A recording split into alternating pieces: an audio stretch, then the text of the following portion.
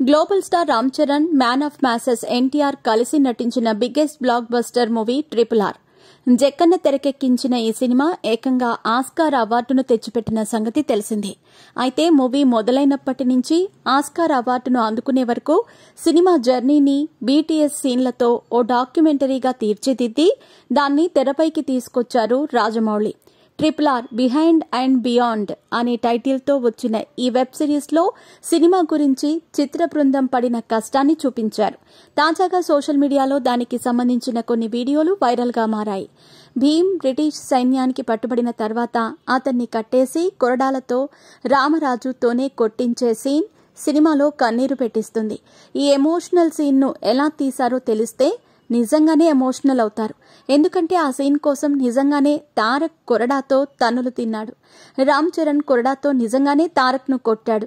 కానీ అంతలోనే పరిగెత్తుకుంటూ వెళ్లి దెబ్బ తగిలిందా అంటూ తారక్ను హక్ చేసుకోవటం, చిత్ర బృందం అందరూ టెన్షన్తో తారక్ దగ్గరికి రావటం ఆ వైరల్ వీడియోలో కనిపిస్తోంది. ముఖ్యంగా రామ్ చరణ్ ఎమోషనల్ అవుతూ కనిపించారు.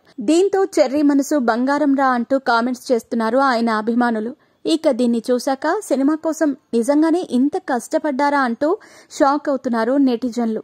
ఇదిలా ఉండగా RRR బిహైండ్ అండ్ బియాండ్ డాక్యుమెంటరీని ముందుగా ప్రకటించినప్పుడు ఓటీటీ ప్లాట్ఫామ్లోకి తీసుకొస్తారని అనుకున్నారు. కానీ మేకర్స్ మాత్రం డైరెక్ట్ గా థియేట్రికల్ రిలీజ్ కి వెళ్లారు. 1 గంట 35 నిమిషాల రన్ టైంతో ఉన్న ఈ డాక్యుమెంటరీని డిసెంబర్ 20న కొన్ని సెలెక్టెడ్ థియేటర్లలో మాత్రమే రిలీజ్ చేశారు.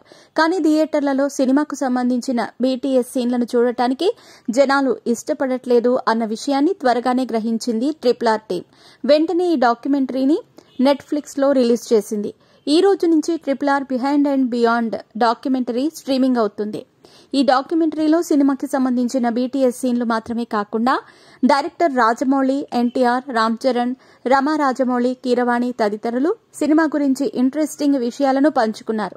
అయితే థియేటర్లలో పెద్దగా రెస్పాన్స్ దక్కని ఈ డాక్యుమెంటరీకి నెట్ఫ్లిక్స్లో ఆదరణ ఎలా ఉంటుంది అన్నది చూడాలి. ఇప్పటికైతే ఈ డాక్యుమెంటరీకి సంబంధించిన పలు వీడియోలు వైరల్ అవుతున్నాయి.